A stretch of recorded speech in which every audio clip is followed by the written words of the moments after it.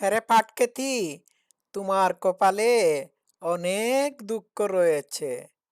কিল ঘুষি তো একটাও মাটিতে পড়বে না। জনগণ প্রস্তুত রয়েছে তোমাদেরকে পিটানোর জন্য। এখন তোমরা রাজুতে আয় বললে একটা কুত্তিও তোমাদের পাছায় কামড় দেবে না বা পায়ের গোড়ালিতে প্রচ্ছাপ করে দেবে না। ঠিক আছে? কেউ তোমাদের সাথে নাই। বিষয়টা বুঝতে পারছো? এখন পাটক্ষেতি তার ভবিষ্যতের কথা চিন্তা করে কি বলছে একটু শুনুন। Let's play. এখন বাসায় যাবো এটা নিয়ে আমি শঙ্কিত। রাস্তা ধরে মার দেয় কিনা, বাসা থেকে যে বের হবো তখন এটা তো আমরা না, শুধু কেউ কথা বলে না, বাসায় গ্যাস নেই কিন্তু ও আচ্ছা আচ্ছা, একটু থামলে ভালো লাগে।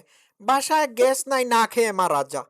শেখ হাসিনার আমলে তো গ্যাস ছিল, এই জন্য পেটে বেশি গ্যাস জমে গিয়েছিল, যার জন্য বের করার নিমিত্তে মার্কিন দূতাবাসে আশ্রয় নিয়েছিলি ওনার পতন ঘটানোর জন্য নাকি?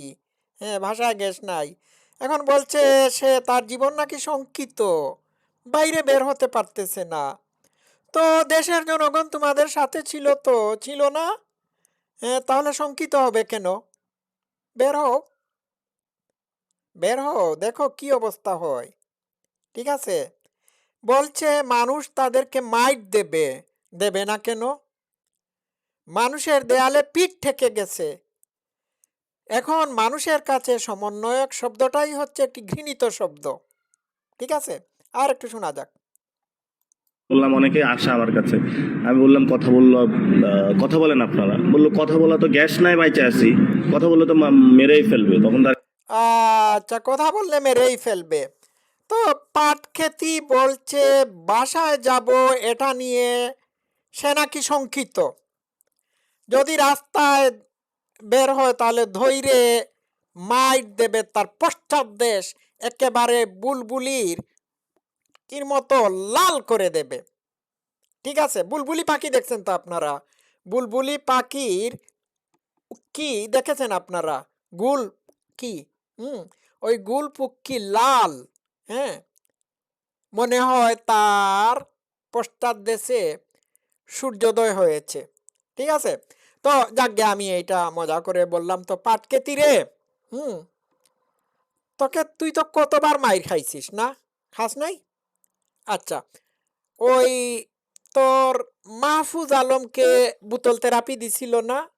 তার মাথায় বোতল মেরেছিল না? এটা অবশ্য প্লাস্টিকের বোতল ছিল।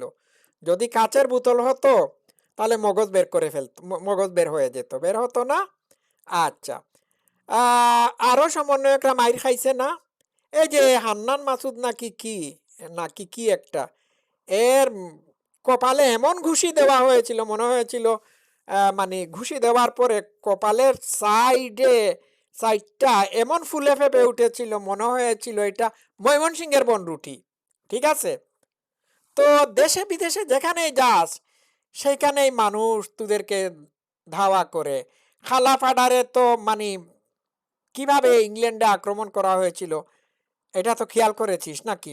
তো আমি চ্যালেঞ্জ দিয়ে বলছি, তোরা রাস্তায় যদি কোনো সিকিউরিটি ছাড়া রাস্তায় যদি নামিস, তাহলে কিন্তু তোদের হাল একেবারে মানুষ বেহাল করে দেবে।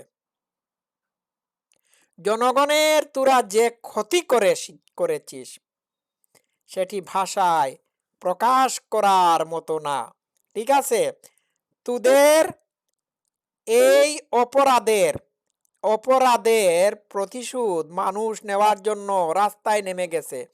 দেখুন দর্শক শ্রোতারা, প্রথম আলো এই খবরটি ছাপিয়েছে। লোডশেডিংয়ে ভুগছে বেশিরভাগ গ্রামের মানুষ, জ্বালানি ঘাটতি সহ আরও যেসব কারণ।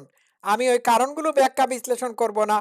আমি একটা কথাই এইখানে বলবো, এই সব লোডশেডিং, গ্যাস সংকট, এই সবগুলো সমস্যার কারণ হচ্ছে এই পাট খেতি, পাটওয়ারি সহ আরো যে সমস্ত রাজাকারের সাওয়াল কাচ্চা বাচ্চারা, তারাই, এদের কারণেই আজকে এই সংকট দেখা দিয়েছে। গতকালকে ফেসবুকে আমার বন্ধু তালিকায় একজন পোস্ট দিয়েছে। সে পোস্টে লিখেছে যে গ্যাস সিলিন্ডারে গ্যাস নাই। 2 দিন যাবৎ চিড়া ভিজিয়ে সে চিড়ার সাথে চিনি কলা মিক্স করে খাচ্ছে, সে এবং তার বউ। বউ রান্না করতে পারতেছে না। বাংলাদেশে ফোন করতে পারি না, ইলেকট্রিসিটি নাই। তো এই তো পরিবর্তন করেছে তারা, ঠিক না? এখন মানুষ বলছে আগের সরকার ভালো ছিল, ঠিক আছে? তো এদেরকে মাইট দেওয়া ছাড়া কি আর কোনো কিছু জনগণের আছে?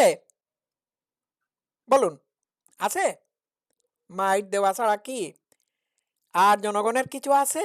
নাই। জনগণ কি সাদে এটি বলছে? তাদের খায়েশ হচ্ছে এই বেহায়াগুলো যখন বলে জনগণ তাদের পাশে আছে, তখন এই বেহায়ারা তো একই সত্য প্রকাশ করে দেয় যখন বলে বাসায় যাব, এটা নিয়ে আমরা শঙ্কিত যদি রাস্তায় ধরে মাইট দেয়। কে মাইট দেবে তোকে রাস্তায় ধরে? কে মাইট দেবে? জনগণ মাইট দেবে। যাদের বাসায় গ্যাস নাই, ইলেকট্রিসিটি নাই, তারাই তো মাইট দেবে, ঠিক না? ঠিক না? এটাই তো তোদের প্রাপ্য। এখন কি ক্ষতি করেছে? জনগণ মাইট দেবে তো। তো আমার একখানা গানের কথা মনে হয়ে গেল। তারে ধরে মারে না, তারে ধরে মারে না, মারে না, তারে ধরে কিলায় নাকা, তারে ধরে কিলায় নাকা, লাত্তি মারে নাকা, উষ্টা মারে নাকা, তারে ধরে মারে নাকা, তারে ধরে কিলায় নাকা, তারে ধরে কিলায় নাকা, লাত্তি উষ্টা মারে নাকা, তারে ধরে মারে নাকা। আমি মজা করে বললাম, আমার গান গাওয়ার দরকার নাই। হ্যাঁ, মানুষ এই কাজ করে দেবে, ঠিক আছে? তো দর্শক শ্রোতারা, এই বিশ্বাসঘাতক রাজাকার মির্জাফর আল বদররা কোনো গণ অভ্যুত্থান ঘটায় নাই। তাদের গুরু মির্জাফর, ফরহাদ মাঝহার উর্ফে ফ্রড মাঝহার উর্ফে ফলস মাঝহার, বাউল বেশি ভণ্ড, বলেছে অগাস্টের 2 তারিখ আমেরিকার দূতাবাস তাদের জন্য সেফ হাউস ছিল। নাহিদকে গণস্বাস্থ্য কেন্দ্র থেকে নিয়ে যাওয়ার জন্য সারা রাত গণস্বাস্থ্য কেন্দ্রের বা গণস্বাস্থ্যের সামনে মার্কিন দূতাবাসের গাড়ি অপেক্ষমান ছিল, ঠিক আছে? তাহলে এই যে জুলাইয়ের ঘটনাটি কারা ঘটিয়েছে বুঝতে পারছেন? ফ্রড মাজার অলসো বলে দিয়েছে যে এই জামাতি জঙ্গিদের উপর চাপ দিচ্ছিল আমেরিকান দূতাবাস, যাতে করে তারা শেখ হাসিনার পতনের এক দফা দাবি উত্থাপন করে। বিষয়টা বুঝতে পারছেন? সুতরাং এটি সুপরিকল্পিতভাবে করা হয়েছে। আর এই রাজাকাররা এই কাজটি করেছে। তো এই রাজাকারের নাতিপুতি যে শেখ হাসিনা তাদেরকে বলেছিলেন, এটি কি ভুল বলেছিলেন? ঠিক আছে? তো এদের তো বিচার হতে হবে বাংলাদেশে। আমি জনগণকে বলবো, আপনারা বিচার হাতে তুলে নিয়েন না, সারা পৃথিবী দেখুক এদেরকে আইনের আওতায় নিয়ে বিচার করা হয়েছে, ঠিক আছে, বা হচ্ছে।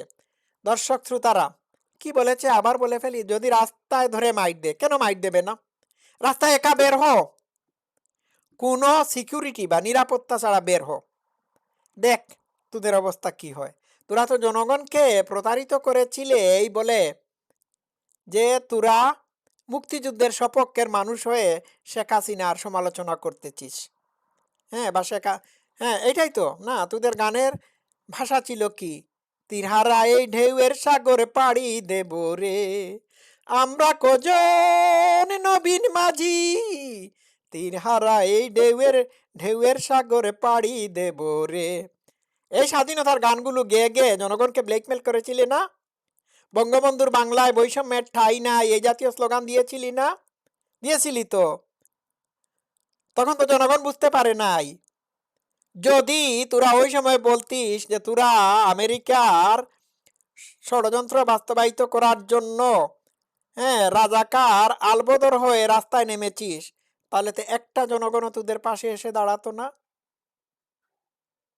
দর্শক শ্রোতারা, আজকে এই পর্যন্ত থাকুক। সবাই ভালো থাকবেন। Love you all.